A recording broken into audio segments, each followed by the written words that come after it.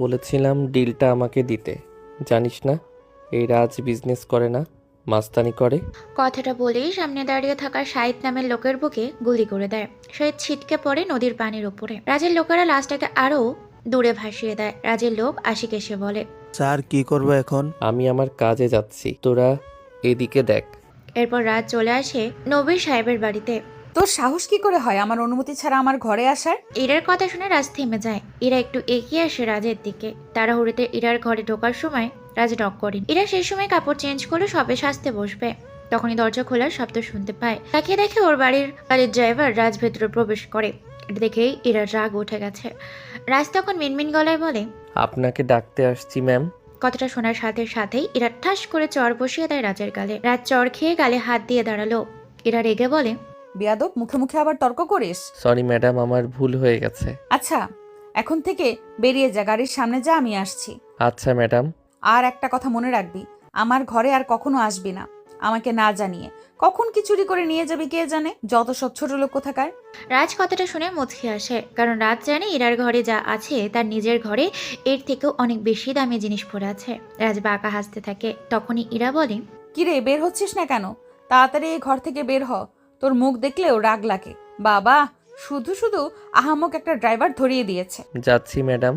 এই বলে রাজ ইরার রুম থেকে বের হয়ে গাড়ির দিকে চলে যায়। গাড়ির সাথে হেলান দিয়ে ইরাদের বাড়ির দিকে তাকিয়ে রাজ একটা হালকা তাচ্ছিলের হাসি দিল। একটু পর ইরা আসে গাড়ির কাছে। রাজকে অন্যমনস্ক দেখেই বলে, ওই ছোট লোকের বাচ্চা, তাড়াতাড়ি চল, কলেজের দেরি হয়ে যাচ্ছে। দরজা খোল বেয়াদব। রাজ চমকে তাড়াতাড়ি গাড়ির দরজা খুলে দেয়। 30 মিনিট গাড়ি চালানোর পর রাজেরা ইরার কলেজে এসে পৌঁছায়। এরা গাড়ি থেকে নেমে কলেজের ভেতর চলে যায়। রাজ মনে মনে বলে, যাক বাবা, বাঁচা গেল। নিজের মহারানী মনে করে। রাজ গাড়ির সামনে দাঁড়িয়ে আছে। সে ইরাদের বাড়ির গাড়ির ড্রাইভার। ইরার বাবা বিরাট বড় বিজনেস করে। নবীর আহমেদের একমাত্র মেয়ে ইরা আহমেদ তার গাড়ির ড্রাইভার। সে রাজ গাড়িতে উঠবে তখন সে যেন পেছন থেকে রাজকে ডাকে। এই যে রাজ স্যার, আপনি এখানে কি করছেন? ভার্সিটিতে আপনি হঠাৎ? রাজ পেছন দিকে ঘুরে তাকায়। মিস্টার জামিনকে দেখে সে কিছুটা চমকে ওঠে। যদিও ইরার সাথে নেই, তাই তাড়াতাড়ি রাজ বলে, ও আপনি? এই তো এখানে আসলাম একটু দরকারে। আপনি এখানে কি করেন? আমি আমার মেয়েকে ভর্তি করাতে এলাম, কিন্তু আপনার গায়ে এমন পোশাক কেন স্যার? এমনি একটা কাজের জন্য এসেছি তো। আচ্ছা ভর্তি করান। জি স্যার। ও আমাদের অফিসের কি খবর? শুনলাম এইবার নাকি অনেক লস হয়েছে, কিন্তু কেন? বাবা কি করছে? জানি না স্যার, তো ভেতরের খবর। আচ্ছা কালকে একটা মিটিং ডাকবেন সকাল 10টায়, বাবাকে জানাবেন, আমি আসব। Okay sir. আচ্ছা তাহলে এখন যান, আমি বিকালে অফিসে আসছি। রাজের কথা শুনে জামিন ভেতরে চলে যায়। জামিন রাজের কোম্পানির সুপারভাইজার হিসেবে কাজ করে। রাজ গাড়িতে উঠতে যাবে তখনই রাজ দেখে ইরা ম্যাডাম আসছে। এত তাড়াতাড়ি চলে আসলেন যে ম্যাম? তাতে তোর কি? ভালো লাগছে না? দরজা খোল। কি রে ছোট লোকের বাচ্চা, তুই দরজা খুলছিস না কেন? এই তো খুলছি। রাজ দরজা খুলে দেয়। এরা গাড়িতে বসে রাজও এসে বসবে। এরা তখন বলে, সামনের পার্কে নিয়ে চল। ম্যাডাম আপনি ক্লাস করেন নাই যে? বললাম না আমার ইচ্ছা। তাতে তোর বাপের কি, ছোট লোকের বাচ্চা? তুই গাড়ি চালা। রাজ আর কিছু না বলে গাড়ি চালাতে শুরু করে। কিছুক্ষণ পর পার্কের সামনে এসে রাজ দেখে জীবন বসে আছে। মনে হয় আজ ইরার সাথে ব্রেকআপ করবে জীবন। কি এত জরুরি তলব পড়লো তোমার? আই অ্যাম সরি, আমি তোমার সাথে আর রিলেশন রাখতে পারবো না। কেন? তোমাকে অন্য একজন খুব ভালোবাসে, আর যদি আমি তোমার সাথে রিলেশন রাখি তাহলে আমরা পথে বসে যাব, আমার প্রাণটা চলে যাবে। কে এসে আর কেনই বা পথে বসে যাবে? তোমরা প্রাণও যাবে কেন? আমি এর থেকে বেশি কিছু বলতে পারবো না, শুধু শুনে রাখো তোমার সাথে রিলেশন রাখার জন্য আমাকে বারবার হুমকি দেওয়া হচ্ছে। ভালো থাকো। এই বলে জীবন চলে যায় দ্রুত। এরা জীবনকে ভালোবাসে অনেক। এভাবে ক্লাসে থাকাকালীন জীবনের ফোন পেয়ে সে দৌড়ে আসে এখানে। আর এসেই এমন কিছু শুনবে ভাবেনি।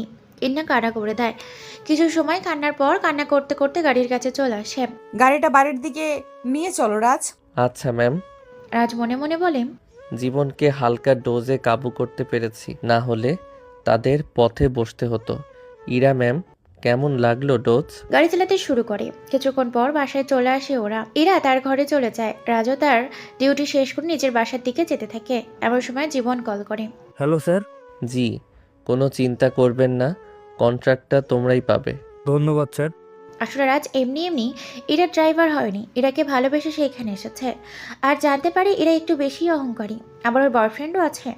কাল দুপুরে রাজ দেখেছিল তার ভালোবাসা মানে ইরার জীবনের সাথে ডেটে গেছে।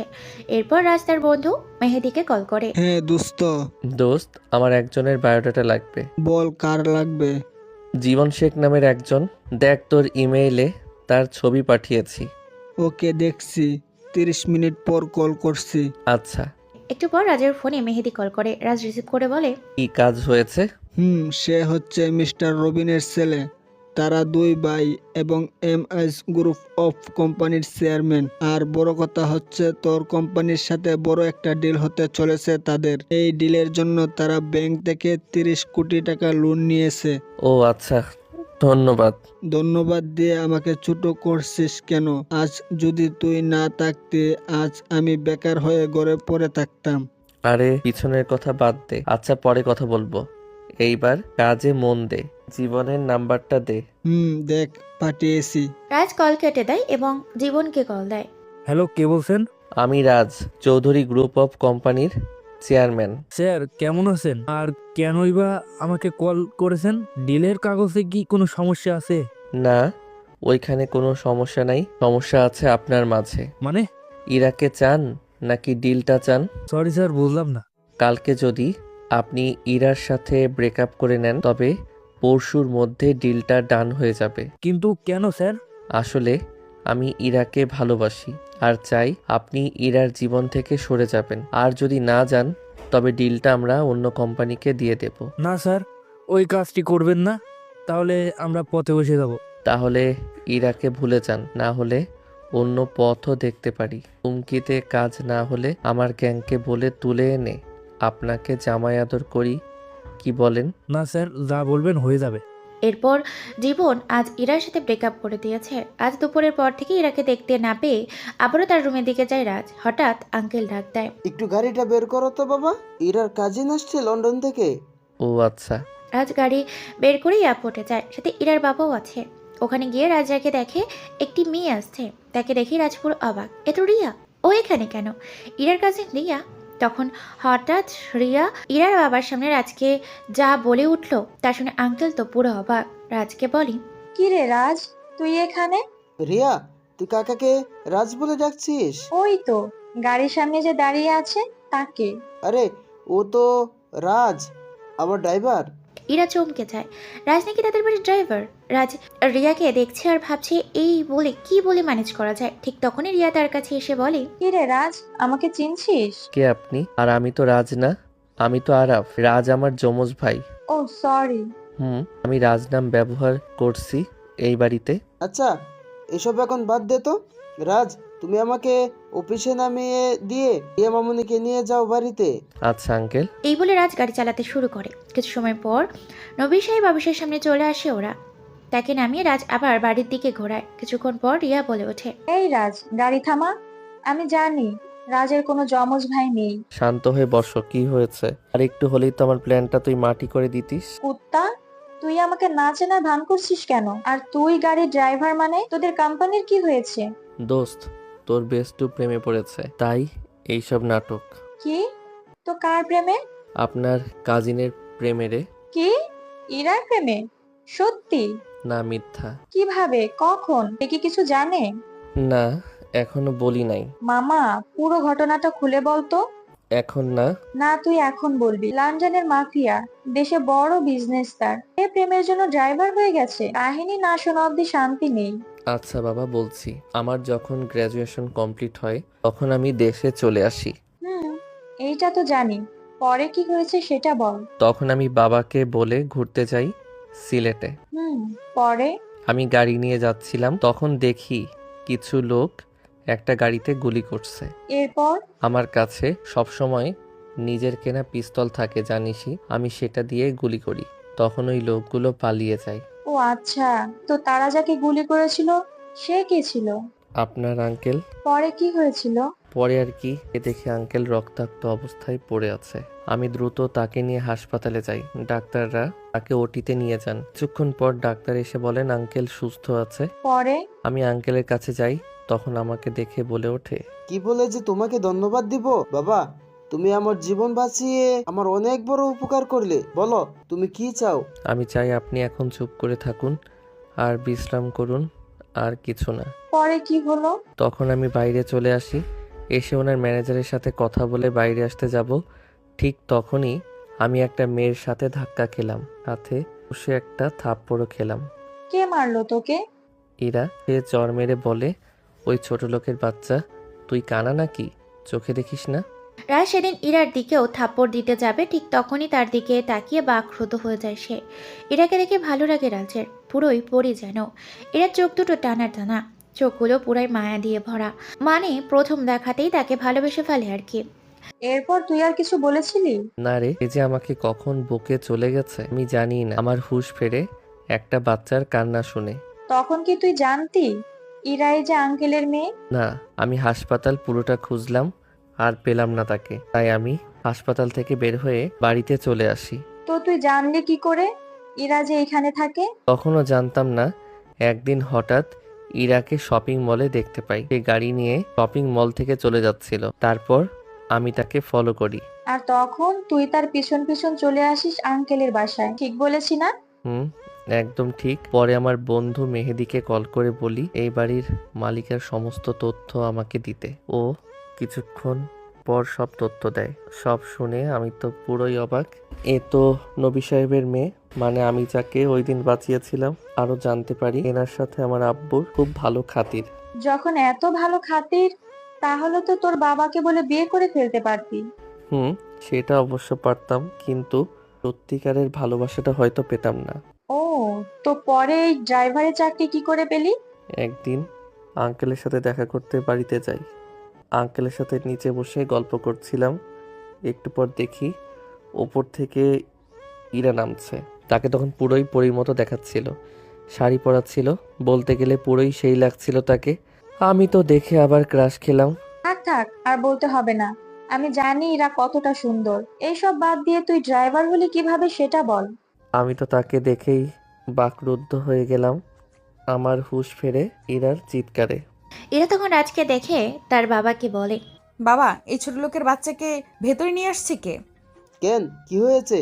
ওই দিন যে ছেলেটা আমাকে ধাক্কা দিয়েছিল হসপিটালে, এটা এই ছেলেটা। আচ্ছা, আমি বুঝতে পেরেছি। তুই এখন উপরে যা, আমি এটার একটা ব্যবস্থা নিচ্ছি। আচ্ছা বাবা। এরপর সে চলে যায় ভেতরে। ইরা চলে যায়, আঙ্কেল রাজের দিকে তাকিয়ে বলে, তো বাবা, তুমি এত ব্যস্ত ছিলে কিসের জন্য? আমাকে দেখতে আসোনি? না মানে আঙ্কেল, একটা চাকরি খুঁজছিলাম আর কি। তো চাকরি টাকরি পেয়েছো? না আঙ্কেল, চাকরির জন্য তো টাকা লাগে, পরিচিত তেমন কেউ নেই, তাই হয়নি। ও আচ্ছা, তো তুমি কি কাজ পারো? সব কাজই পারি। গাড়ি চালাতে পারো? এছাড়া কোনো ভালো ব্যবস্থা করতে পারবো না। জি আঙ্কেল। তবে কাল থেকে চলে এসো কোথায়? কাজে। তুমি আমার মেয়ের গাড়ি চালাবে। এরপর থেকে রাজ ইরার বাড়ির ড্রাইভার। রিয়া সব শুনে হাসতে থাকে। রিয়াকে রাজ সব বুঝিয়ে দেয় যেন কাউকে কিছু না বলে। রিয়া এটাতে রাজি। ওরা ইরাদের বাড়িতে চলে এসেছে। বাসায় এসে রাজ দেখে ইরা বাইরে দাঁড়িয়ে আছে। রাজ গাড়ি থেকে নামতেই ইরা দ্রুত এসে রাজের গালে ঠাস ঠাস করে দুটা থাপ্পড় বসিয়ে দিয়ে বলে, এই ছোট লোকের বাচ্চা, তুই এত দেরি করলি কেন আসতে? এয়ারপোর্ট থেকে আসতে এতক্ষণ লাগে নাকি? না মানে ম্যাডাম, রাস্তায় অনেক জ্যাম তো, তাই। রাজ কথা শেষ না হতেই আরও দুটা থাপ্পড় পড়ে তার গালে। রাজ চুপচাপ দাঁড়িয়ে আছে। তুই আমার মুখে মুখে তর্ক করিস বেয়াদব? তখনই রিয়া বলে ওঠে, ইরা, তুই এইভাবে ওকে মারছিস কেন? না আপু, তুমি এসব বুঝবে না। ও একটা বেয়াদব, সব সময় আমাকে লুকিয়ে রাখে, ঘুরঘুর করে আমার পেছনে, ভাবে আমি বুঝি না। আচ্ছা, বুঝলাম না, কিন্তু তুই আর কখনো যদি ওকে মারিস তাহলে তোর খবর আছে। কেন আপু, ওকে মারলে তোমার সমস্যা কি? সমস্যা যেটাই হোক, তোকে যা বলছি তাই করবি। আচ্ছা আপু, তুমি যা বলবে তাই হবে। আর এখন ভেতরে চলো। রিয়া তার ব্যাগগুলো গাড়ি থেকে নামাতে যাবে, তখনই ইরা বলে ওঠে, ওই ছোট লোকের বাচ্চা, আপুর ব্যাগ ভেতরে নিয়ে রাখ। আচ্ছা ম্যাডাম। রাজ রিয়ার ব্যাগগুলো ভেতরে নিয়ে যায়। রিয়া তখন জানায় আজ রাতে ওরা ঘুরতে যাবে, তাই ওই দিন রাজ আর বাসায় যায় না। সন্ধ্যার সময় রাজ রিয়াকে ডাকতে যায়, কয়টার দিকে ঘুরতে যাবে। কিরে, কয়টার সময় ঘুরতে যাবি? ও হ্যাঁ, আমার তো মনে ছিল না। তুই দাঁড়া, আমি রেডি হয়ে আসি। আর হ্যাঁ, আজকেই কিন্তু তোর ফার্স্ট ডেটিং। মানে? মানে তোকে বুঝতে হবে না আর। তুই গিয়ে ইরাকে ডেকে আন। আচ্ছা মামা, যাচ্ছি। এই বলে রাজ চলে আসে ইরার রুমে। দরজা খোলা ছিল তাই সোজা তার রুমে চলে যায়। রাজ ইরার রুমে গিয়ে দেখে ইরা আজ খুব সুন্দর করে সেজেছে। রাজ অপলক দৃষ্টিতে তাকিয়ে থাকে তার দিকে। সে একটা শাড়ি পরেছে, খয়েরি কালারের সাথে ম্যাচিং ব্লাউজ, হালকা মেকআপে দেখতে জাস্ট ওয়াও লাগছে। রাজ কতক্ষণ ইরার দিকে তাকিয়েছিল তা বলতে পারি না। তার হুঁশ ফিরে ইরাটাকে। কিরে, এভাবে কি দেখছিস? তোমাকে? কি বললি বেয়াদব? না ম্যাডাম, কই কিছু বলিনি তো। না, তুই আমাকে তুমি করে বলছিস কেন? এমন সময় রিয়া এসে ইরাকে থামায়। ইরা, তুই থামবি? সারাদিন কি পেয়েছিস? হ্যাঁ, যখনই দেখছি তুই রাজের সাথে ঝগড়া করছিস। আপু, এই রাজটাকে? সরি, ভুলে রাজ বলে ফেলেছি। আসলে এর নাম তো রিয়াজ, তাই রাজ বললাম। যাই হোক, তুই রাজের সাথে আর খারাপ ব্যবহার করবি না, বুঝেছিস? ও আমাদের বাড়ির চাকর, আমি ওর সাথে যা খুশি করব, তাতে তোমার কি? প্রথমত সে তোর থেকে অনেক বড়, আর আর কি আপু, বলো। রাজ পরিস্থিতি দেখে রিয়াকে বলে ওঠে। রিয়া ম্যাডাম চলেন, দেরি হয়ে যাচ্ছে তো। আচ্ছা চল তাহলে। রাজ নিচে গিয়ে গাড়ির সামনে চলে যায়। এরা আসছে। রাজ তার দিকে তাকিয়ে আছে। তার কাছে মনে হচ্ছে ওপর থেকে পরি নামছে। তখনই রিয়া রাজের কানের কাছে এসে বলল, শুধু ভাবিকে দেখলে হবে, আমাদের দিকেও তাকাতে হবে তো নাকি? ধুর, তুই না। হয়েছে হয়েছে, আর লজ্জা পেতে হবে না, এবার চল। রাজ গাড়িতে উঠে বসেছে। রিয়া আর ইরা পেছনে বসেছে। রাজ গাড়ি চালাচ্ছে। কিছুক্ষণ পর রাজ রিয়াকে জিজ্ঞেস করলো, রিয়া ম্যাডাম কই যাবেন এখন? আচ্ছা, শপিং মলে চল। আর হ্যাঁ, তোকে আমার সমবয়সী মনে হচ্ছে, আমাকে তুই করে ডাকবি। আচ্ছা। রাজ একটা জিনিস খেয়াল করলো, ইরা কেন জানি চুপচাপ বসে আছে। এই সময় কোথা থেকে একটা বুলেট এসে গাড়ির চাকায় লাগে এবং গাড়িটা পুরোপুরি উল্টে যায়।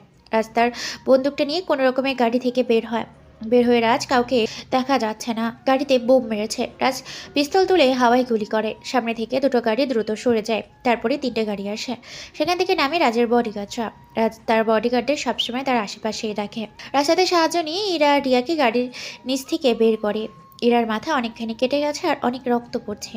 অন্যদিকে রিয়ার অবস্থাও খুব খারাপ। তাড়াতাড়ি রাজ তাদের নিয়ে হাসপাতালে যায়। রাজ দেখে তার মাথা ফেটে রক্ত পড়ছে। সে হাসপাতালে অজ্ঞান হয়ে যায়। যখন রাজের জ্ঞান ফেরে সে দেখতে পায় সে তার নিজের বাড়িতে, পাশে ওর মা বসে আছে। আম্মু, আমি কোথায়? তুই বাসায়, আর তুই 3 দিন অজ্ঞান অবস্থায় ছিলি। তোর অ্যাক্সিডেন্ট তোকে এখানে এনেছে। কারা হামলা করছিল তোর উপর? জানি না। ইরাদের কি অবস্থা? ওরা ভালো আছে, তারা এখন কোথায়?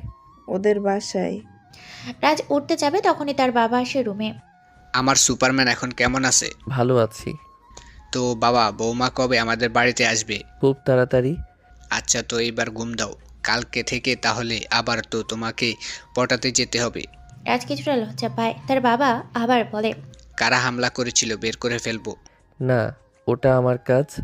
মনে হচ্ছে সে ইরার ক্ষতি চায়। তাহলে দ্রুত যাও ওর কাছে।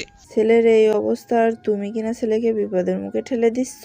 আম্মু, কোনো সমস্যা হবে না। তুমি শুধু আমার জন্য দোয়া করো। দোয়া তো সব সময় করি তোমাদের জন্য। এরপর আব্বু আম্মু চলে যায়। রাজও এক ঘুম দেয়। সকালে ঘুম থেকে উঠে রাজ তার ফোনটা অন করতে দেখে অনেক মেসেজ দিয়েছে। রাজ সব মেসেজ চেক করে ফ্রেশ হয়ে নাস্তা করে ইরাদের বাড়িতে চলে যায়। তখন কি আঙ্কেলকে দেখতে পায়। আঙ্কেল রাজকে দেখেই বলেন, রাজ, কি খবর তোমার? আর তোমার ফোন বন্ধ ছিল কেন? সব ঠিক আছে, একটু বাড়িতে ছিলাম। তুমি কোথায় ছিলে? ও বাবা, তোমার সাথে একটা কথা ছিল। জি আঙ্কেল, বলেন।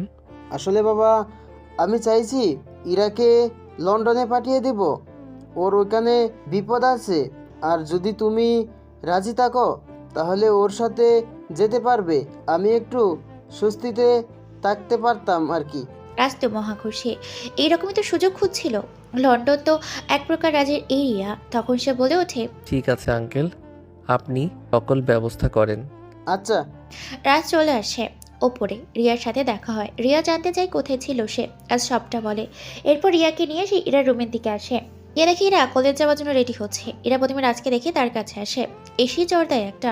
এই ছোট লোকের বাচ্চা, তোকে না বলেছি আমার ঘরে আসতে না? তাহলে আবার আসলি কেন? আসলে ম্যাডাম, আমি আপনাকে দেখতে এসেছিলাম। ওই তোর সমস্যা কি বলতো?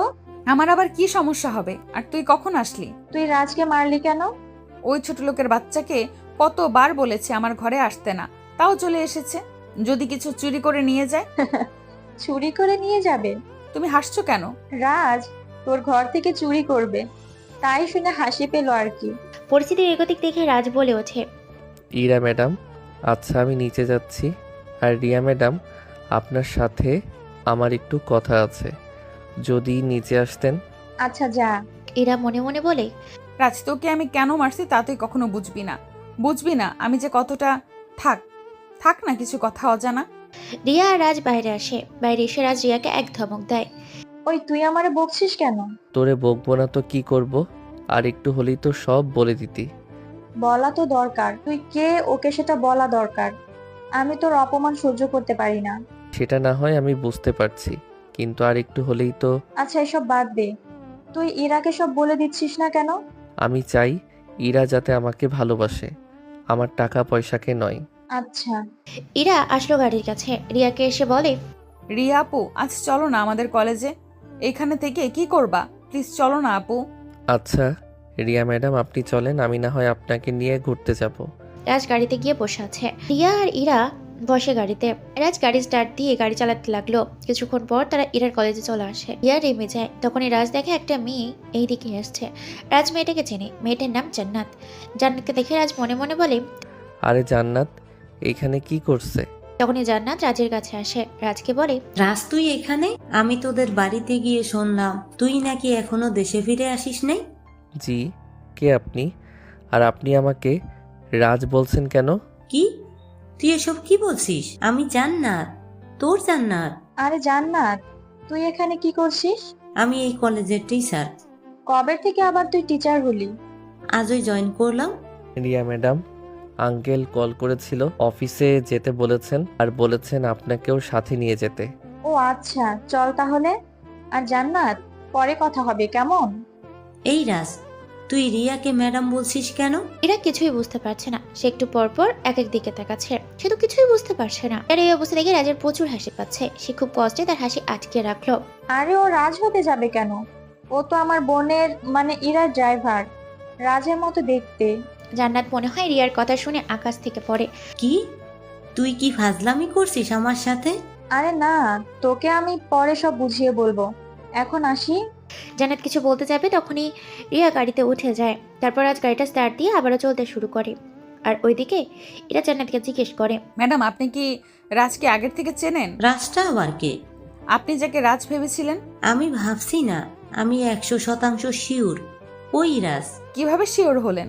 ওর নাম তো রিয়াজ, আমরাই রিয়াজ বলে ডাকি। আর কোন রাজের কথা বলছেন? তখনই ঘন্টা পড়ে যায়। আর জান্নাত বলে ওঠে, আমরা এই নিয়ে ছুটির পর কথা বলবো। Okay ma'am. তারা ক্লাসে চলে যায়। আর এইদিকে রাজ কিছু দূর যাওয়ার পর রিয়াকে বলে ওঠে, ধন্যবাদ দোস্ত। কেন? চল আগে আমরা পার্কে গিয়ে বসি। আঙ্কেল না তার অফিসে যেতে বলেছেন? সবটা মিথ্যা। কিছুক্ষণ পর তারা পার্কে চলে আসে। রাজ তখন আবার রিয়াকে বলে, এবার তো বল। আচ্ছা বলছি, তখন মিথ্যা বলেছিলাম ওইখান থেকে আসার জন্য, তা না হলে জান্নাত আমার পেটের সব কথা বের করে ফেলতো। তুই তো জান্নাতকে চিনিস। তা ঠিক বলছিস, তো তুই আমারে ধন্যবাদ দিচ্ছিস কেন সেটা তো বুঝলাম না। এখানে কথা ঘোরানোর জন্য। ও বুঝছি। আচ্ছা একটা কাজ করতে পারবি? কি কাজ রে? তুই আজ বিকালে জান্নাতের সাথে মিট কর আর জানার চেষ্টা কর জান্নাত এখানে কি করছে। আচ্ছা। ওরা দুজন পার্কে বসে আলোচনা করছে। অপরদিকে আর কলেজ ছুটি হয়েছে। ইরা জান্নাত ক্যান্টিনে বসে কথা বলছে। আচ্ছা ইরা, রাজ মানে ওই ছেলেটা আমাদের বাসায় কতদিন থেকে আসে? এই তো 6 মাস। ও আচ্ছা, তো এই 6 মাসে রাজের ব্যবহার কি কিছু লক্ষ্য করেছো? না, তেমন কিছু লক্ষ্য করি নাই তো। ও আচ্ছা, বুঝতে পারছি। আচ্ছা ম্যাম, একটা কথা জিজ্ঞেস করতে পারি? বলো। এই রাজটা কে আর ওর সাথে আপনার কি সম্পর্ক? এখনই কি বলতে হবে? ম্যাম, এখন বললে ভালো হতো। আচ্ছা বলছি। ইরা জান্নাত কথা বলছে। জান্নাত বলে, আসলে রাজ আর কেউ না, রাজ হচ্ছে চৌধুরী গ্রুপ অফ কোম্পানির মালিক। সে লন্ডনে তার গ্রাজুয়েশন কমপ্লিট করেছে। সারা বিশ্বের প্রায় 50টি দেশে তাদের কোম্পানি শাখা রয়েছে। সে বাহিরের দেশে একা সব সামলায়, একটা মাফিয়া গ্যাংও চালায়। বলতে গেলে বাংলাদেশের টপ 5 ধনীদের মধ্যে রাজদের নাম আছে। তাদের বাড়ি তো যেন বাড়ি নয়, পুরো একটা রাজপ্রাসাদ। এখানে তার বাবা মা এবং ভাই থাকে, কিন্তু রাজের ভাই রিয়াজ হুবহু তার মতো দেখতে। জানতাম না। ও, তাহলে রাজরা এত বড় লোক? হুম। তো আপনি রাজকে কিভাবে চেনেন ম্যাম? আমি, রাজ আর রিয়া আমরা তিনজনই একই সাথে গ্রাজুয়েশন কমপ্লিট করেছি। আপনি আমার ড্রাইভার রিয়াজকে রাজ বলে ডাকছিলেন কেন? কারণ আমার মনে হয়েছিল ওই ছেলেটাই রাজ। ও আচ্ছা। কিছু সময় পর সেখানে রিয়া আসে, জান্নাতকে ডাকে। এরাও পিছু পিছু যায়, ওরা আড়ালে কথা বলে। জান্নাত, তোর সাথে আমার কিছু কথা আছে। কি বলবি বল। রাজের বিষয়। রাজের বিষয় মানে? রিয়াজই রাজ। কি কি বলছিস তুই? সে ড্রাইভার? কিভাবে? এমন সময় সেখানে রাজ আসে, দুজনের সামনে এসে দাঁড়ায়। এরপর রাজ A to Z সব বলল জান্নাতকে, কেন সে এখানে এসেছে, কতদিন ধরে এসেছে, এইসব। তাদের কথা শুনে জান্নাতের মাথায় আকাশ ভেঙে পড়ে। সে আর কোনো কথা বলতে পারছে না। প্রায় 10 মিনিট পর জান্নাত বলে ওঠে, রাজ, কি? আমি যে তোকে খুব ভালোবাসি রে। আমি তো সেই দিন তোকে বলেছিলাম আমি শুধু তোকে আমার বন্ধু ভাবি, আর কিছুই না। আমার মাঝে কিসের কমতি আছে? কোনো কিছুরই নাই। তুই দেখতে সুন্দর, তোর বাবার অনেক টাকা আছে, তবুও আমি তোকে শুধুমাত্র আমার বন্ধু ভেবেছি, আর আজীবন আমি তোকে আমার বন্ধু ভাববো। বুঝছি। কাঁদিস কেন? খুব ভালোবাসিস ইরাকে? নিজের চাইতেও বেশি। দোয়া করি তোদের ভালোবাসা যাতে পূর্ণতা পায়। আসি রে। এই বলে জান্নাত কান্না করতে করতে চলে গেল। তার চলে যাওয়া দূর থেকে ইরা দেখতে পায়। সে দৌড়ে আসে ম্যামের কাছে। ম্যাম, আপনি কান্না করছেন কেন? না, তেমন কিছু না। কি হয়েছে ম্যাম, বলেন প্লিজ। বলছি না কিছু হয় নাই। এটা বলে চলে গেল। আর ইরা জান্নাতের চলে যাওয়ার দিকে তাকিয়ে আছে এক দৃষ্টিতে। এরপর ইরা তাদের কাছে আসে। তাদের কথা বলা দেখে ইরা তো অগ্নি দৃষ্টিতে তাদের দিকে তাকিয়ে আছে। রিয়া ইরাকে দেখে বলে উঠল, কি রে, কিছু বলবি নাকি?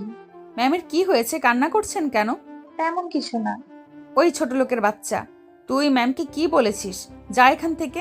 ম্যাডাম, আসলে রিয়া ম্যাডাম আমাকে ডাকছিল, তাই। এখন কাজ শেষ হয়েছে? জি ম্যাডাম, হয়েছে। তো এইখানে কি করছিস? যা এখান থেকে। এই তো যাচ্ছি ম্যাডাম। আর শোন, তো 7 দিনের ছুটি দিলাম, কোনো প্রশ্ন নেই। ব্যাস, তোকে 7 দিন দেখতে চাই না। আচ্ছা ম্যাডাম। রাজ চলে আসে গাড়ির কাছে। এমন সময় তার অ্যাসিস্ট্যান্ট মিরাজ ফোন করে। হ্যালো স্যার, কোথায় আছেন? আছি তো, কোনো সমস্যা? স্যার, মিস্টার জয় আহমেদকে খুঁজে পেয়েছি। সে আপনাকে মারার জন্য ইরা আর তার বাবার পিছু নিয়েছিল। সেদিন গাড়ি হামলায় তার নির্দেশে হয়েছে। যদিও এসব করেছে তার ছেলে শাকিল। তাকে খুঁজে পাইনি, জয়কে পেয়েছি। Wow, great. আমি আসছি, ঠিকানা সেন্ড করো। রাজ কথাটা বলে বাইরে বের হয়। নিজের পার্সোনাল বাইক নিয়ে আসে তার গার্ড। সে ওটাতে করে যেতে থাকে সেখানে। এমন সময় আবার কল আসে ওর স্ক্রিনে তাকিয়ে দেখে ওর বন্ধু সিফাত কল করেছে। দোস্ত, আজ সন্ধ্যায় একটা পার্টি আছে। অনেক দিন তো হলো আমরা কোনো আড্ডা দেই না।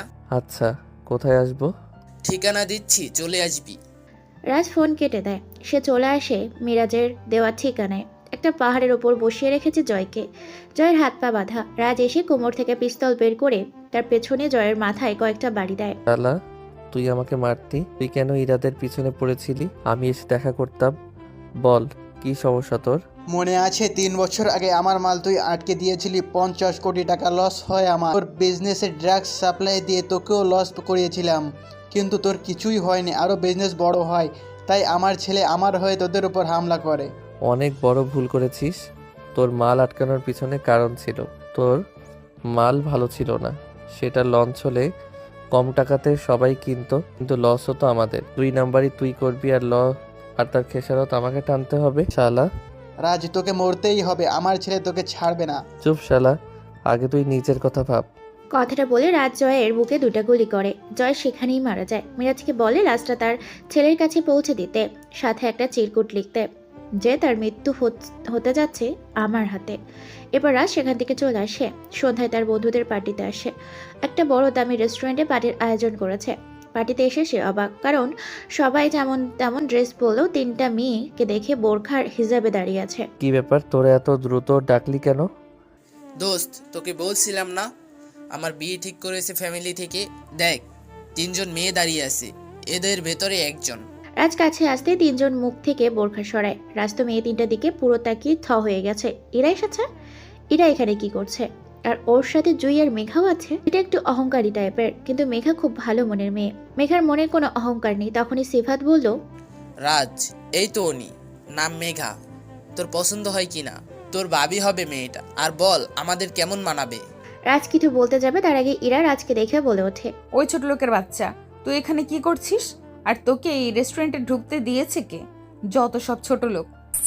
সিফাত ভাইয়া, এই ড্রাইভার তোমার বন্ধু? আপনারা কাকে ছোট লোক বলছেন? জানেন ওকে? রাজ সিফাতকে চুপ করতে বলল।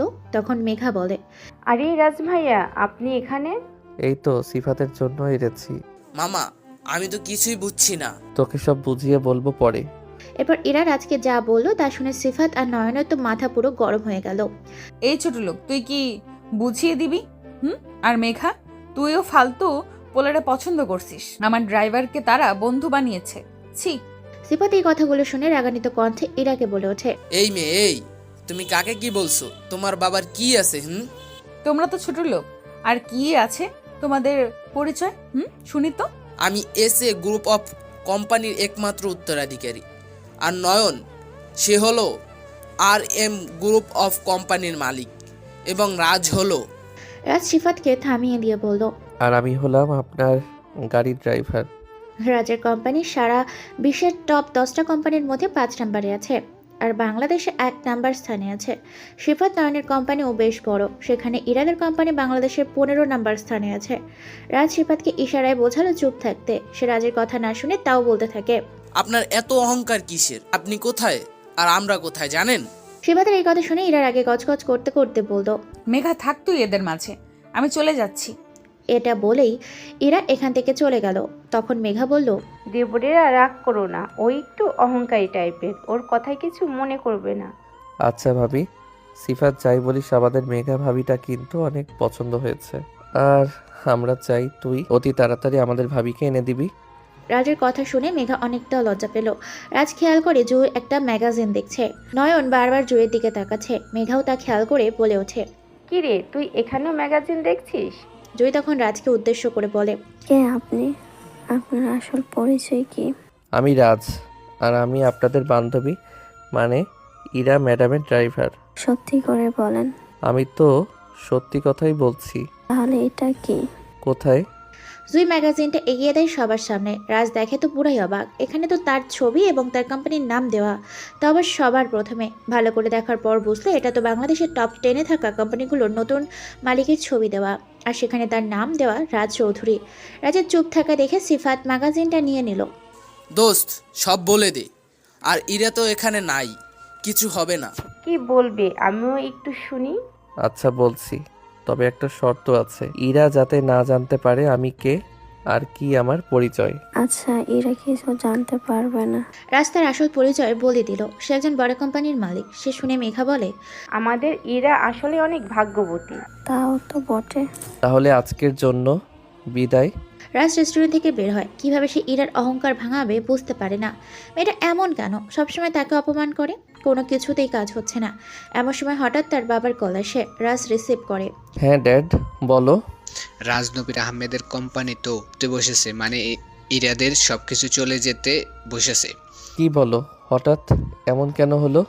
আসলে আমাদের থেকে সে লোন নিয়েছিল, ইনভেস্টও করছিলাম, কিন্তু হঠাৎ তার কোম্পানিতে বড় রকমের 2 নাম্বারই ধরা পড়েছে। যতদূর মনে হচ্ছে তার ম্যানেজার এসব কাজে জড়িত। ফেসে গেছে নবীর সাহেব। ম্যাজিস্ট্রেট কোম্পানি বন্ধের নোটিশ দিয়েছে, টাকা লাগবে 100 কোটি। ও এই ব্যাপার। আচ্ছা, আমি সব ব্যবস্থা করছি, তুমি চিন্তা করো না। তুই বাড়িতে কবে আসবি রে?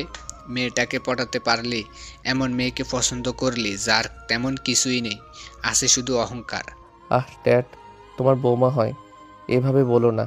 তাকে পছন্দ করার কারণ তুমি জানো। মনে করে দেখো, রিয়াদের বাড়িতে একবার সে বেড়াতে গিয়েছিল লন্ডন। তুমি রাস্তায় স্ট্রোক করেছিলে। ইরা আর রিয়া তোমাকে হাসপাতালে আনে। অনেক চিন্তা করছিল তোমাকে নিয়ে। এটা গরিব দেখতে না পারলেও উপকারী সে।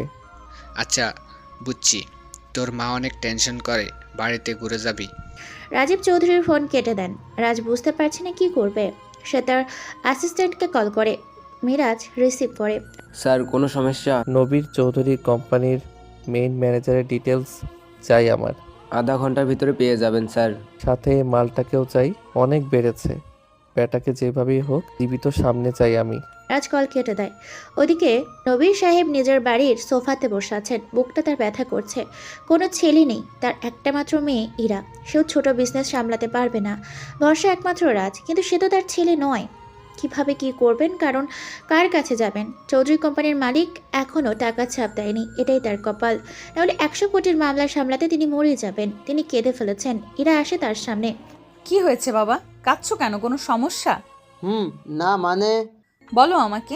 আসলে আমাদের সব কিছু শেষ হতে চলেছে। জরিমানা হয়েছে 100 কোটি টাকা। কোম্পানির কাজের প্রোডাক্ট আর দুর্নীতির মামলা হয়েছে। কোম্পানি বন্ধের নোটিশ চলে এসেছে।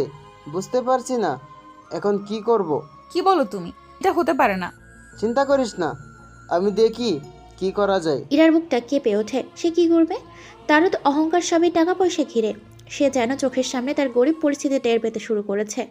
নবী সাহেব সোফাতে হালান দিয়ে চোখ বন্ধ করে নিয়েছেন। ইরার খুব খারাপ লাগছে। এমন সময় মনে পড়ে রাজের কথা। আচ্ছা, রাজ কি সত্যি বড় কেউ? রাজ চেয়ারে বসে আছে। সামনের টেবিলে পড়ে আছে টাকা, পিস্তল আর অনেকগুলো ফাইল। সে একটা সিগারেট জ্বালিয়ে টেনে চলেছে। দূরে টেবিলের শেষ মাথায় বসে আছে নবীর আহমেদ কোম্পানির ম্যানেজার তারিক রহমান। তার মাথায় একপাশ ফেটে টপটপ করে রক্ত বের হচ্ছে। রাজকে ভালো করে চেনে। রাজকে দেখে বলে ওঠে, স্যার, আমার দোষটা কি? আমাকে কেন তুলে এনেছেন? আমি কি করেছি? আমি কিছু করিনি স্যার। আপনার কোম্পানির সাথে আমি জড়িত নেই। রাজ কোনো কথা বলে না। সে হাসতে থাকে। তার হাসির শব্দে তারিক ভয় পায়। সে হাসি থামিয়ে তারিকের দিকে রাগী চোখে তাকিয়ে বলে, শুনলাম তুই নাকি নবীর সাহেবের ম্যানেজার হয়ে শাকিলের সাথে কাজ করিস। না স্যার, আমি সত্যিই কিছু জানি না। এসব মিথ্যা। আচ্ছা, ঠিক আছে। রাজ তার হাত থেকে সিগারেট ফেলে দেয় আর টেবিল থেকে তারিকের ফাইলটা তুলে সেটা মেলে ধরে। বলে, তোর এই ফাইলটা দেখে আমার কিছু সন্দেহ হচ্ছে। এখানে লেখা আছে নবীর চৌধুরীর কোম্পানির সব থেকে বড় দুর্নীতি তুই করেছিস। স্যার, বিশ্বাস করুন, এটা মিথ্যা। মিথ্যার কি আছে? এইখানে সব প্রমাণ তো এই ফাইলে।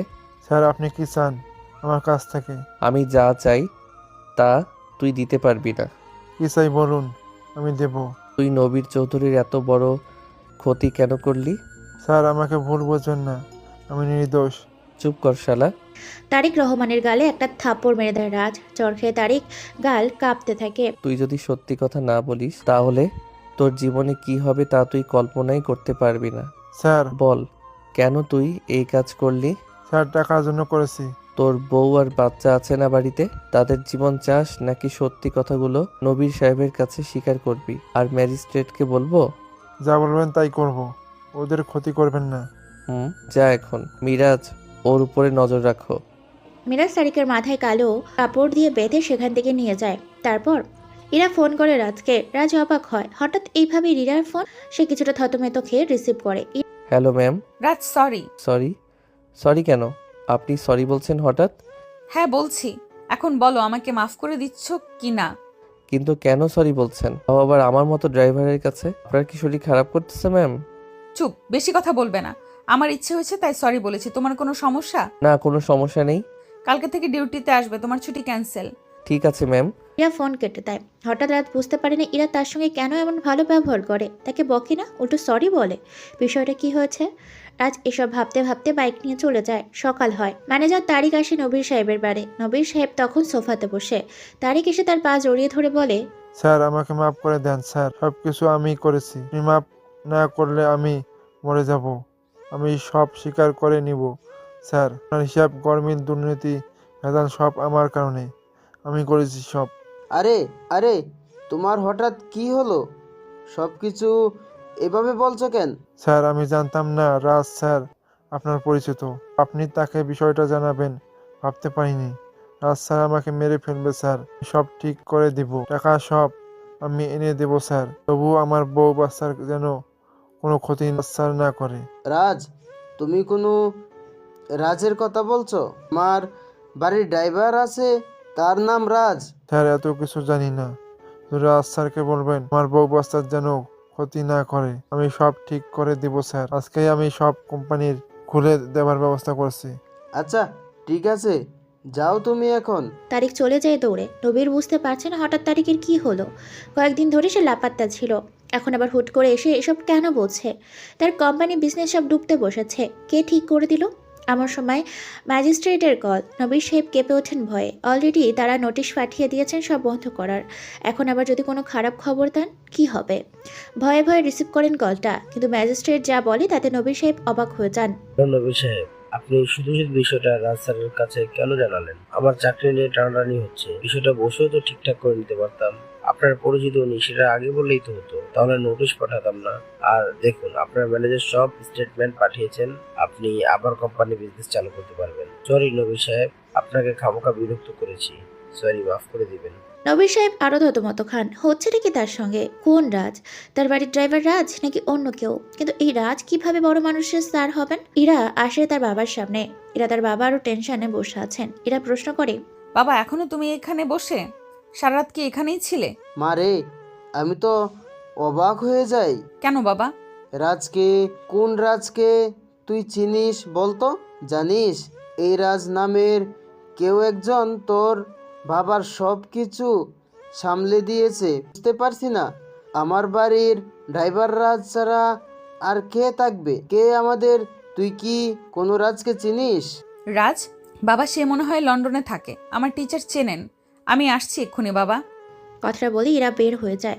নবীর সাহেব চমকে যান। আসলে হচ্ছেটা কি তার সঙ্গে? কে তাদের এইভাবে উপকার করে? কোন রাজ তাদেরকে হেল্প করে? তাদের বাড়ির ড্রাইভার রাজ নাকি অন্য কেউ রাজ আছেন? নবীর সাহেব উঠে দাঁড়ান। তার মনে এক অস্থিরতা কাজ করে। তার ড্রাইভার রাজ একজন সাধারণ যুবক, কিন্তু তার ব্যবহার, চাল চলনে সবসময় একটা আভিজাত্য থাকে। তিনি কখনো তাকে শুধু ড্রাইভার মনে করতে পারেন না। এত বড় বড় সমস্যার সমাধান একজন ড্রাইভার কিভাবে করেন?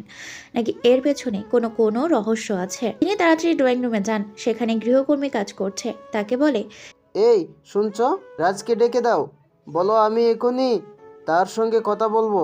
গৃহকর্মী যায় এবং কিছুক্ষণের মধ্যে ফিরে এসে বলে। নবী সাহেব দীর্ঘশ্বাস ফেলে। রাজের উপস্থিতি যেন সব কিছুর একটা কেন্দ্রবিন্দুতে পরিণত হয়েছে। এরা তাকে লন্ডনে রাজের কথা বলে, তার টিচারের পরিচিত। তাহলে কি সেই রাজই সব কিছু করছে? কিন্তু নবী সাহেব তো সেই রাজকে চেনে না। অচেনা কেউ কেন তার জন্য এত বড় উপকার করবেন? নবী সাহেব চিন্তা করতে থাকে, তার ড্রাইভার রাজের সঙ্গে এই ঘটনা কি কোনোভাবে সম্পর্ক আছে, নাকি এটা সম্পূর্ণ ভিন্ন কোনো ঘটনা? যদি তার ড্রাইভার রাজই হয়, তবে রাজ কেন লুকিয়ে আছে সবার কাছে? কেন পরিচয় দেয় না? হঠাৎ মনে পড়ে তার ড্রাইভার রাজের চোখ দুটো খুব তীক্ষ্ণ। তার কথাবার্তা সবসময় যেন পরিমাপ করা থাকে, সাধারণ মানুষের মতো নয়। নবী সাহেব সেপাতে থপ করে বসে পড়েন। মনে মনে বলেন, রাজ, তুমি কে? ওইদিকে ইরা দ্রুত বাইরে যায়। তার মাথায় লন্ডনে রাজের কথা ঘোরে। রাজ রামের সঙ্গে কোনো একটা যোগসূত্র তো আছে। তিনি তার টিচারকে ফোন করার জন্য দ্রুত একটা ট্যাক্সির খোঁজ করে। তার জানা প্রয়োজন কে এই রাজ, যে চোখের পলকে সব কিছু পাল্টে দেয়। এদিকে রাজ তার বাইকে একটা ব্রিজের ওপর দাঁড়িয়ে আছে। তার মুখে মৃদু হাসি। সে নিজের মনে মনে বলে, নবী সাহেব, আপনি এখনো বুঝতে পারছেন না? এটাই তো শুরু। তার চোখে তখন কোনো সাধারণ ড্রাইভারের ছাপ নেই। সে যেন কোনো এক বিশাল পরিকল্পনার অংশ। রাজ ব্রিজের রেলিংয়ে হাত রেখে নদীর নিচে দেখতে থাকে।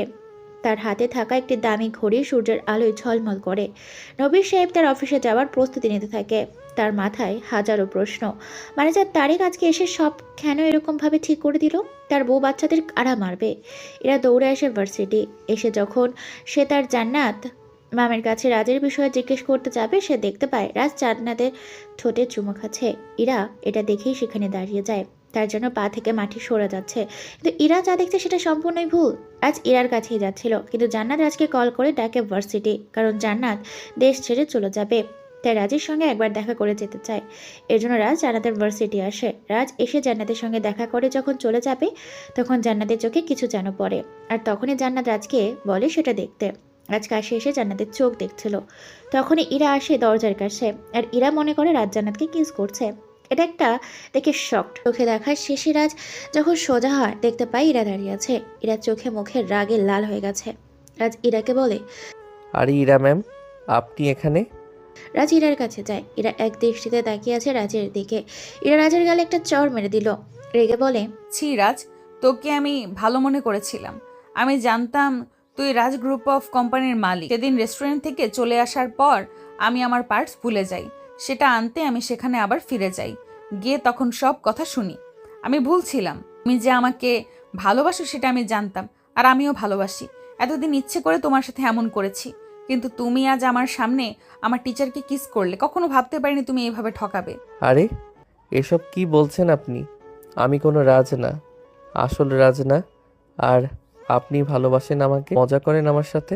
এতদিন বাসলেন না, যখন জানলেন আমি বড়লোক, টাকা আছে, তখনই ছুটে আসলেন আমার কাছে। এর আগে সব ঢং ছিল। আপনি আসলে আমাকে নয়, আমার টাকাকে চিনেছেন। আমি আপনাকে ভালোবাসি নিঃস্বার্থভাবে, আর আপনি সেটা কখনো বোঝেননি। এখন আবার ভুলটাও বোঝেন। দারুণ তো, আপনার ভালোবাসাতেই তো অনেক বড় সমস্যা আছে। এভাবে বলতে পারলে রাজ তুমি? হ্যাঁ, আমি মানছি আমি দোষ করেছি, তাই বলে এইভাবে টাকার কথা শোনালে?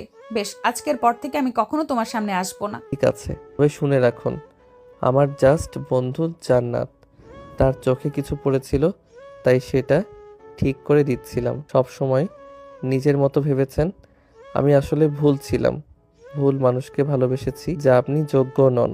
ইরা কেঁদে ফেলে রাজের এমন কথা শুনে। ইরা সেখানে দাঁড়ালো না, সে দৌড়ে চলে যায় সেখান থেকে। রাজ চুপচাপ দাঁড়িয়ে আছে। জান্নাত আসে রাজের পাশে। এ কি করলি? ইরা তো এখন তোকে বোঝে, তাহলে তাকে ফিরিয়ে দিলি কেন? জান্নাত, ইরা আমাকে ভালোবাসে, সেটা অসময়ে এসে প্রকাশ করে। ওর ভালোবাসাটা এখন প্রয়োজন নেই আমার। থাকো তো, গেলাম আমি। রাজও চলে যায় সেখান থেকে।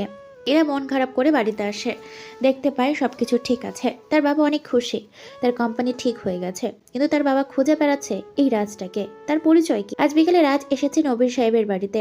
নবীর সাহেব খুশিতে একটা পার্টি দিয়েছে। রাজ এক কোণায় দাঁড়িয়ে আছে, রিয়া আশেপাশে, আরও কিছু মেয়েরাও আসে। তারা রাজকে চেনে, কারণ রাজের ছবি এখন অনেক জায়গাতে ছড়িয়ে গেছে। রাজকে দেখে একটা মেয়ে বলে ওঠে, হ্যালো রাজ স্যার, আপনাকে আমি চিনি, আমার সাথে কি ড্যান্স করবেন? ড্যান্স? না, আমি পারি না। কেন সে ডান্স করবে? আর কাউকে পাচ্ছ না? যাও এখান থেকে, কারোর সাথে ডান্স করবে না। আর এই যে রাজ, তুমি কেন এই পার্টিতে? তোকে সেজে গুজে কে আসতে বলেছে? ছোট লোকের মতো করে আসবি? খুব শখ না এভাবে সেজে এসে মেয়েদের সাথে ফ্লার্ট করার? হুট করে ইরা এসে এতগুলো কথা বলে আবার চলে যায়। রাজ আর রিয়া দুজনেই বোকার মতো দাঁড়িয়ে থাকে। এটা কি হলো? রিয়া বলে, কি ব্যাপার, ইরা আজ তোর সাথে এমন ব্যবহার করলো কেন? ইরা জানে আমি কে, আর জানার পর সে বলেছে আমাকে ভালোবাসে, আর আমি না করে দেই। চেয়েছিলাম আমাকে সে ড্রাইভার হিসেবে ভালোবাসুক, কিন্তু ওর কাছে তো সবসময় ছোট লোকই থাকি। ও, এই ব্যাপার, কোনো হেল্প লাগবে? আপাতত না, থাক, আমি বের হব এখন, ভালো লাগছে না। কথাটা বলে রাজ বের হয়। নবী সাহেব তাকে দূর থেকে দেখে। তিনি রাজের দিকে এগিয়ে যেতে চান, কিন্তু রাজ তার আগে দ্রুত বেরিয়ে যায়। নবী সাহেব বুঝতে পারে না রাজ কেন এমন করে। সন্ধ্যা পেরিয়ে রাত নামে। রবি সাহেব পার্টির মাঝখানে দাঁড়িয়ে সবার সঙ্গে কথা বলছিল, কিন্তু তার মনে পড়ে আছে রাজের দিকে। হঠাৎ তার ফোন বেজে ওঠে। অপর প্রান্তের একজন উচ্চপদস্থ কর্মকর্তা। নবীর সাহেব, আপনাকে অভিনন্দন। আপনি জানেন কি হয়েছে? আমাদের দেশের বড় একটা প্রজেক্টের দায়িত্ব এখন আপনার কোম্পানি পাচ্ছে। রাজ স্যার নিজে আপনার নাম রেকমেন্ড করেছেন। রাজ? কোন রাজ? গ্রুপ অফ কোম্পানির মালিক রাজ স্যার। আশ্চর্য, আপনি তার পরিচয় তো হয়েও জানেন না। তিনি তো আপনার জন্য কত বড় উপকার করলেন। হ্যাঁ, আসলে আমি তাকে খুব ভালোভাবে জানি না। ধন্যবাদ আপনাকে। নবী সাহেব ফোনটা রেখে দিল। তার মাথা ঘুরছে। এই রাজই তার ড্রাইভার রাজ। সব এতদিন এত বড় সত্যিটা কেন লুকিয়ে রাখলো? আর কেনই বা তার জন্য এত কিছু করছে? সে ইরাকে খুঁজতে যায়। এদিকে ইরা তার রুমে বসে কাঁদছে। রাজের বলা কথাগুলো তাকে আঘাত করেছে। সে অনুশোচনায় ভুগছে। যখন তার কাছে রাজ কেবলই একজন ড্রাইভার ছিল, তখন সে তাকে সম্মান করেনি। আর যখন রাজের আসল পরিচয় জানে, তখন তার ভালোবাসার মূল্য রাজ দিল না। ইরা বুঝতে পারে ভুল মানুষকে কষ্ট দিয়েছে সে। রাজ তখন তার দামি গাড়িতে করে শহরের রাস্তা ঘুরছে। তার মনে কোনো শান্তি নেই। সে সত্যি ইরাকে ভালোবাসে, তো ভালোবাসার আগে সম্মানটা জরুরি। ইরা রাজকে তার অবস্থানের জন্য ভালোবাসুক, এটা রাজ চায়নি। তার ফোন বেজে ওঠে। রিয়া কল করেছে। কি রে, কোথায় তুই? বাইরে। কি হয়েছে? তোর জন্য একটা দারুণ খবর আছে। কাল সকালে নবীর সাহেব তোর কাছে আসছে। তিনি তোর আসল পরিচয় জানতে পেরেছে। কি বলিস? হ্যাঁ, কাল সকালে প্রস্তুত থাকিস। রাজ ফোন কেটে দিল। সে মনে মনে কিছুটা খুশি। অপরদিকে ইরার ফোন বেজে ওঠে। তাকে দেখে জীবন কল করেছে। জীবন তার এক্স। হঠাৎ করে তাকে এত রাতে কল করে কেন করবে? সে রিসিভ করে। হ্যালো ইরা, তোর সাথে আমার কিছু কথা আছে, একটু দেখা করবে? আমি তোমার বাড়ির পিছনে দাঁড়িয়ে আছি। এখন তুমি কেন ফোন করেছো? যখন ছেড়ে গিয়েছিলে তখন ঠং মনে ছিল না? কল করবি না তুই? রাজের বিষয়ে কথা আছে। আসো সব বলছি। রাজের কথা বলাতেই ইরা আর দাঁড়ালো না। সে দ্রুত বের হয়ে আসে বাইরে, দেখে জীবন গাড়ির সামনে দাঁড়িয়ে আছে। ইরা বাইরে আসে, দেখতে পায় জীবন দাঁড়িয়ে আছে। ইরা জীবনের কাছে আসতেই জীবন ইরাকে জড়িয়ে ধরে। ইরা তাড়াতাড়ি জীবনের থেকে নিজেকে ছাড়িয়ে নিল। জীবনের গেলে কোষ একটা চড় মেরে বলল, তোর এত বড় সাহস, তুই আমাকে জড়িয়ে ধরেছিস? দূরে যা আমার থেকে। যখন আমি ভালোবেসেছিলাম তখন কোথায় ছিল তোর এত নাটক? এখন আমার সাথে মজা নিস? যার স্বর। জীবন গালে হাত দিয়ে মুচকি হাসতে থাকে। হঠাৎ ইরা অনুভব করে তার পিছনে কেউ এসেছে। ইরা ঘুরে তাকায়, দেখে 3জন ছেলে দাঁড়িয়ে আছে। ইরা ভয় পায় তাদের দেখে। সে দৌড়ে চলে আসার জন্য পা বাড়াতেই জীবন পেছন থেকে একটা হকি স্টিক দিয়ে ইরার মাথায় বাড়ি মারে। ইরা ধপ করে রাস্তার ওপর পড়ে যায়। মাথা ফেটে ইরার রক্ত বেরোতে শুরু করে। ছেলে 3জন এসে ইরার হাত পা বেঁধে নেয়, মাথায় কাপড় বেঁধে মুখ বেঁধে তাকে গাড়িতে তোলে। ততক্ষণে ইরা জ্ঞান হারিয়েছে, কেবল রক্ত পড়ছে টপ করে। ইরার আর কিছুই মনে নেই। নবীর সাহেব তার মেয়েকে পুরো বাড়ি খোঁজা চলেছেন, কিন্তু ইরা কোথাও নেই। তার বন্ধুদের সবার কাছে ফোনও করেছেন তিনি, কিন্তু ইরাকে কোথাও খুঁজে পাওয়া যায় না। রিয়া আর নবীর সাহেব ইরাকে খোঁজার জন্য বের হলো। হঠাৎ নবীর সাহেব বলে, আচ্ছা ইরা হুট করে কোথায় চলে গেল? তাকে তো রুমে দেখছিলাম। জানি না আঙ্কেল, আমি শুধু দেখলাম ওর একটা ফোন আসে, তারপর সে বেরিয়ে যায়। আচ্ছা ইরা কি রাজের সাথে দেখা করতে গেল? জানি না, কল করেন তো তাকে। রিয়ার কথাতে নবীর সাহেব রাজকে কল করে। রাজ প্রথমে রিসিভ করে না, কিন্তু পরক্ষণে রিসিভ করে। রাজকে বলে, বাবা রাজ, ইরা কি তোমার সাথে বের হয়েছে? গাড়ি তো দেখলাম বাড়িতে আছে, ইরা নেই। সে কি একা গেছে? না তো আঙ্কেল, ইরা তো আমার কাছে আসেনি, তার সাথে তো দেখাও হয়নি। ইরা কোথায়? জানি না বাবা, ইরাকে না হঠাৎ খুঁজে পাচ্ছি না। 2 ঘন্টা হলো, তার ফোনটাও অফ। কই যে গেল মেয়েটা? আচ্ছা আঙ্কেল, বাড়িতে থাকুন, আমি আসছি, ঘাবড়াবেন না। রাজ কথাটা বলে কলটা কেটে দেয়। ইরার হঠাৎ কি হলো? প্রায় 1 ঘন্টা পর রাজ আসে রবির সাহেবের বাড়িতে। লোকটা কেঁদে কেঁদে শেষ। রাত হয়ে গেছে, অথচ তার মেয়ের কোনো খবর নেই। মাথা যেন তার কাজই করছে না। রাজ আসতেই নবীর সাহেব রাজকে জড়িয়ে ধরে বলে, বাবা আমার মেয়েকে খুঁজে পাচ্ছি না, সে কোথায় গেল? আমি তো কিছু করি না বাবা, যা সে রাগ করবে। তোমার সাথে কিছু হয়েছে? না তো আঙ্কেল, আপনি টেনশন করবেন না, বসুন। ও হ্যাঁ, রাজ তুমি কি রাজ গ্রুপ অফ কোম্পানির মালিক, তাই না? থাক আঙ্কেল এসব কথা, আমরা না হয় পরে এটা নিয়ে আলোচনা করব। না, আগে এটা জানতে হবে, বলো সত্যটা। রাজ সোফাতে বসে, বাইরে তার গার্ডরা দাঁড়িয়ে আছে। রাজ জোরে একটা শ্বাস নিয়ে বলে, হ্যাঁ আঙ্কেল, আমার কোম্পানি ওটা। আমি দেশের টপ বিজনেসম্যানদের ভিতরে একজন। কি? এত বড় মানুষ হয়ে তোমাকে আমি ড্রাইভারের কাজ দিই? আমাকে মাফ করে। আরে আঙ্কেল এসব কথা কেন বলছেন? আমি নিজেই এসেছি এখানে, কারণ ইরাকে আমি ভালোবেসেছিলাম, তাকে পাওয়ার জন্য এখানে এসেছি। তবে ইরা আমাকে কখনো বোঝে না। বুঝতে পারি বাবা, সে তোমাকে অপমান করেছে। চিন্তা করো না, ইরা ফিরে আসুক। আমি নিজে তোমার সাথে ইরার বিয়ের ব্যবস্থা করব, কথা দিলাম। সেসব দরকার হবে না, আমি দ্রুত চলে যাব এখান থেকে। ঠিক তখনই রাজের ফোনে ফোন বেজে ওঠে। স্ক্রিনে তাকিয়ে দেখে অচেনা নাম্বার। রাজ রিসিভ করে। ওপাশ থেকে শাকিল বলে, হ্যালো বেরাদার, কি অবস্থা? বহুদিন পর কল করলাম, চিনতে পারছো? কে শাকিল? জয় আহমেদের ছেলে। শালা তা কি মনে করে? শুনলাম বিদেশ থেকে এই কোম্পানির 200 কোটি টাকার একটা প্রজেক্ট পাস হতে যাচ্ছে তোমার নামে। ডিলটার অর্ধেক হিসেব আমার চাই, বলতে পারো পার্টনার হতে চাই। কেন রে, তোকে কেন পার্টনার করব? আমার টাকার অভাব পড়েছে নাকি?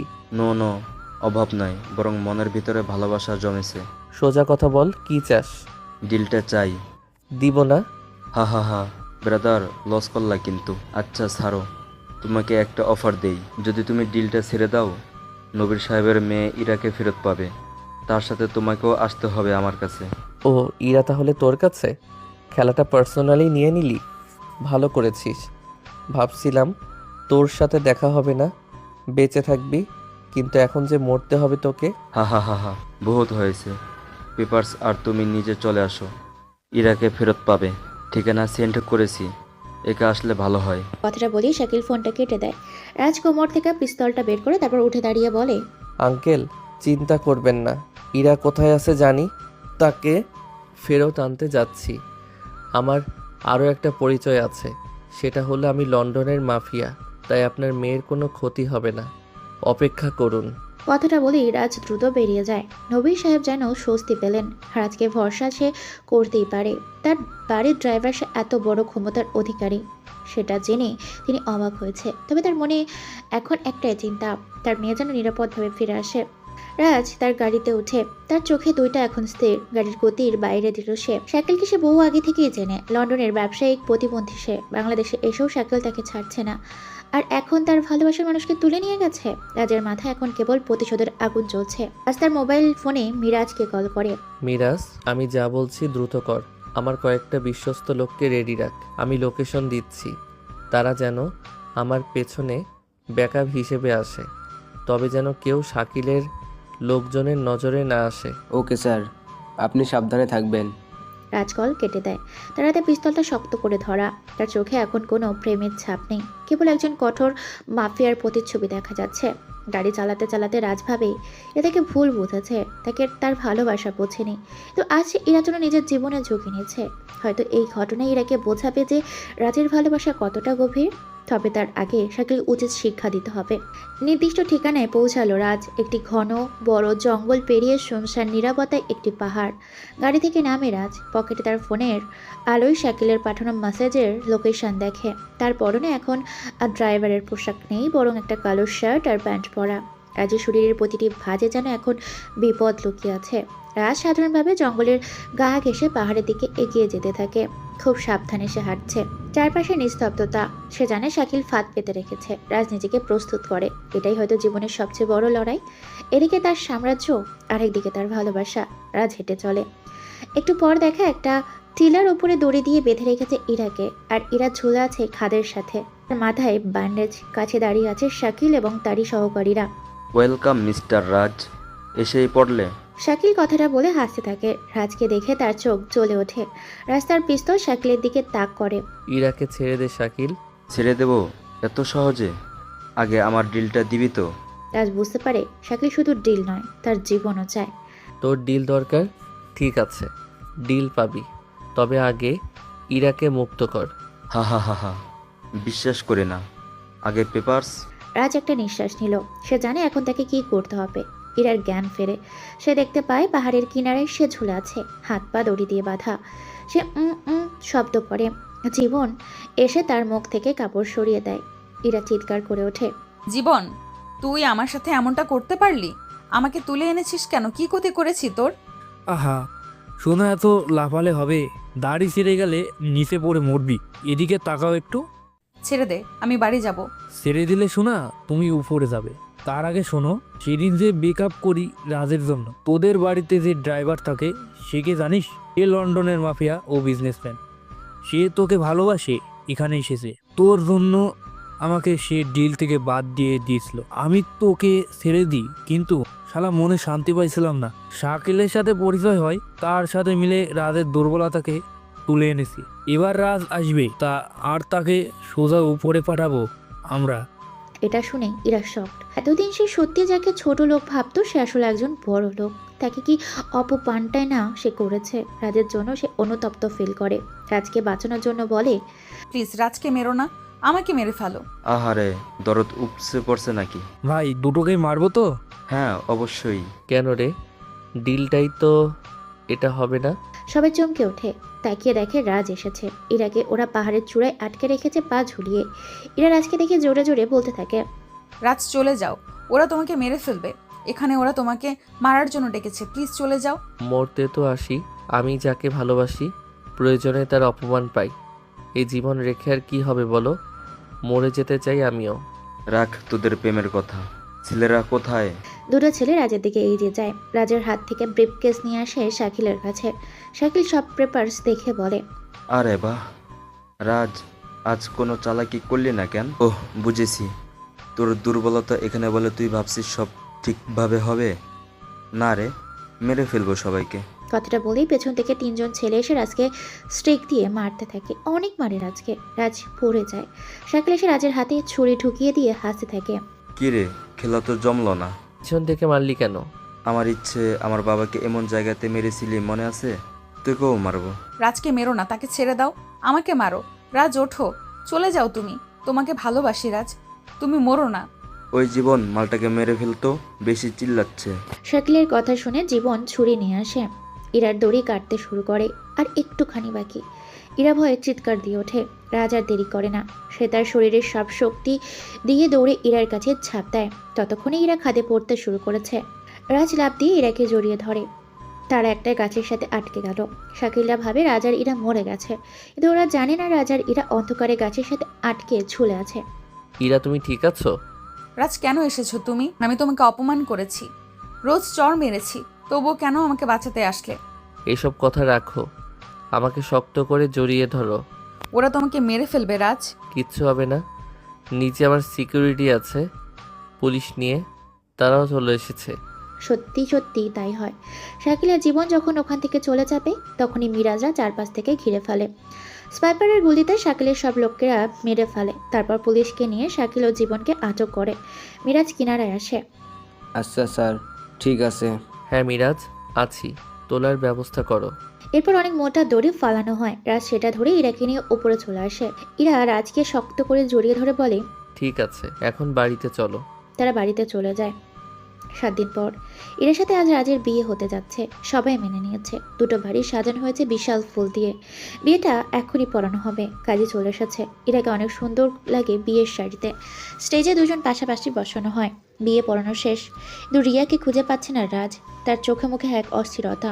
হঠাৎ একটা ছেলে এসে রাজকে বলে, ভাইয়া আপনার জন্য এই চিলকোট।